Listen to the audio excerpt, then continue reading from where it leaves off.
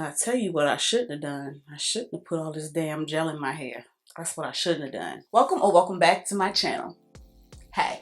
I haven't really done an in-depth video regarding my natural hair journey. I'll likely do a more in-depth video on my hair journey in the future, but one of you requested to know the mistakes that I've made on my hair journey, and I thought that was a super interesting video. So that's what we'll be talking about today. Before we get started, make sure you are subscribed and give me a thumbs up because we are a good time here, okay? If you want to know the context regarding this flaky ass puff, make sure you check the card so you can see how we got here. So in case you're new here or you haven't read my description box, I have not had a relaxer since December of 2010. So I am coming up on 10 years of being relaxer free, or in the natural hair community. So I've had lots of experiences. I've done lots of things incorrectly. I've had multiple haircuts since then, and let's just go ahead and get into it. I'm gonna try to insert pictures because woo! So one of the ways that I slipped up pretty early on in my hair journey was following others' hair routines to a T. I am someone that has been doing their hair since my teenage years,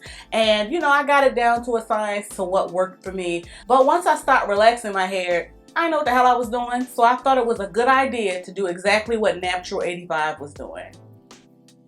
Natural 85 is one of the first influencers that I watched on YouTube and was definitely a heavy influence as to why I stopped relaxing my hair. I just thought her hair was so long and thick and beautiful, and I wanted to be like her. So I would use what she used, how she used it, and that didn't really work out well to me. So that is something I want to heavily discourage. We are on YouTube as inspiration, not necessarily for imitation. Bars. We're here to share our experiences. Yours will likely be a completely different experience. So take what people say on YouTube with a grain of salt and do what works best for you. My next mistake can kind of piggyback on the last one, and that was buying and using everything that people used on YouTube. I mean, I had the TressesOf Naturals, I had the Terra Essentials Clay Wash, because see, back in my day, we just didn't have the plethora of natural hair product options that we have today.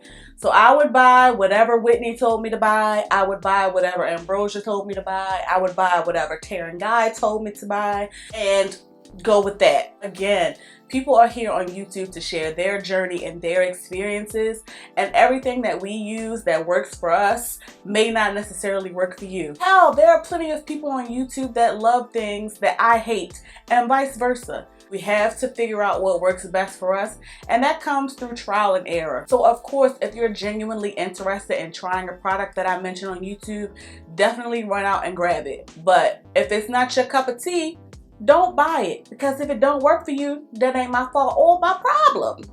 Since we're talking products, the next mistake that I have made on my natural hair journey was subscribing to Curlbox. This is no shade to Curlbox. It's really not. Curlbox at the time was clutch. I didn't have to go anywhere, and my card was charged, and I was going to get a fresh box of products every single month. One, I didn't need all that shit. And two, it didn't really make sense because in the grand scheme of things, I got a lot of products that I didn't care to use or couldn't even get around to using just because I had so much shit. I am not saying that Curlbox is not a feasible or sensible option for people.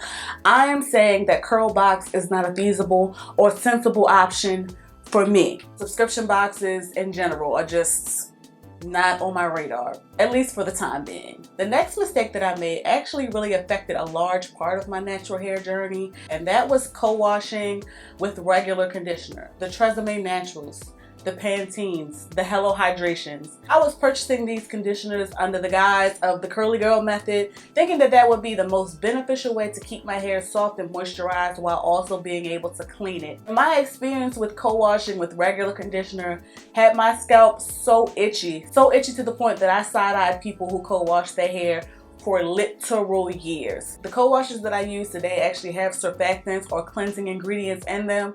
Those was regular rinse-out conditioners. I ain't get no lather or nothing, but my hair was soft, and I just thought that that was the way that it was supposed to be. You all know that I stand for co-washes now. I don't use them as my primary cleanser. I use them more so as a secondary cleanse or like a midweek refresh type of situation. But the fact that I used regular ass rinse-out conditioner to clean my hair and scalp back in the day, it just wasn't a good decision.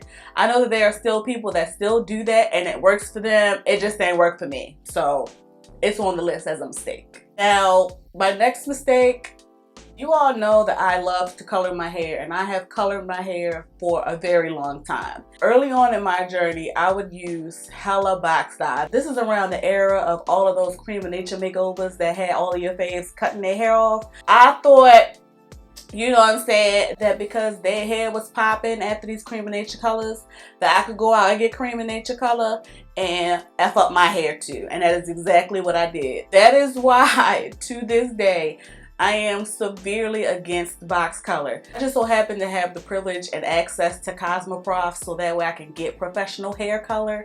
But even if I didn't, Sally still sells good color that comes with the matching developer. And I would highly recommend, if you are going to color your hair, that you would go that route, because we do not know at all what is in any of these box colors. All of the pictures are a lie. Don't use box color. Take it from me. And while we're talking about color, another mistake that I made was bleaching my hair myself. When I was bleaching my hair myself, it was bleach from Walmart. And when I say I tore my hair up, my hair was tore up. It was dry. I had hot roots. It was patchy. It was just not a good time. So I do recommend, if you are interested in lightening your hair, bleaching your hair, matter of fact, any chemical process, I highly recommend that you take the professional approach. We just don't know what the hell we're doing. We don't study this. We don't know the science behind it necessarily. Now, of course, if you have done thorough research and you feel comfortable doing it, do you. But as for me and my hair, the only thing I'm gonna do myself is dye my hair black. Anything else, I'm going to get a professional to do it. And that's just that on that. The next mistake that I used to make early on in my hair journey is I used to blow dry my hair every single wash day. Especially when I was going through the awkward phase where my hair was like in between being long and also being short. It was just complicated trying to shape my hair. I just felt like blow drying my hair every wash day just gave me the look that I wanted. The shape of my hair was still jacked up, but that's neither here nor there. I preferred the way my stretched hair looked over my shrunken hair. Plus, I didn't like the several days of drying time. I wanted my hair to be dry the next day. I feel like I didn't stop blow drying my hair every wash day until like maybe 4 or 5 years ago. I would blow dry my hair every single week, and you couldn't tell me nothing. Not at all saying that that doesn't work for people. I thought I was doing it in a healthy and safe manner, and I didn't notice any damage from it. But in hindsight, I definitely noticed the moisture retention in my hair has drastically improved since I've minimized the amount of times a month that I blow dry my hair. So while blow drying is great and can be done in a healthy, safe way, I was doing it in excess, and the answer is no. And so the final mistake that I have on my list, a rite of passage I feel in the natural hair community, I got heat damage. I think I might still have that video on my channel from where I had big chopped after I got heat damage. I think it was the middle of the summer. I straightened my hair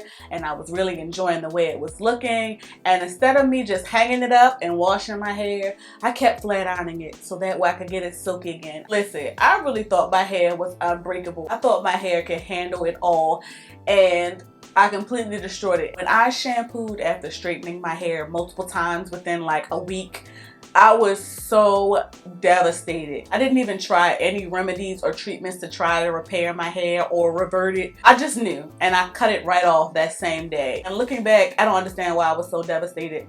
I loved my short hair. Honestly, today, if I were to damage my hair, I would cut it off in a heartbeat and wouldn't think twice. So that's just me. So yes, excessive flat ironing was definitely a mistake of mine during my natural hair journey, and to be honest, I regret nothing. So you all be sure to drop down in the comments and let me know some of your mishaps that you've had during your natural hair journey. If you're fresh in the game, learn something from this. Also, make sure you like, share, and subscribe. Thank you so much for watching. Please be safe, and I'll catch you in the next one.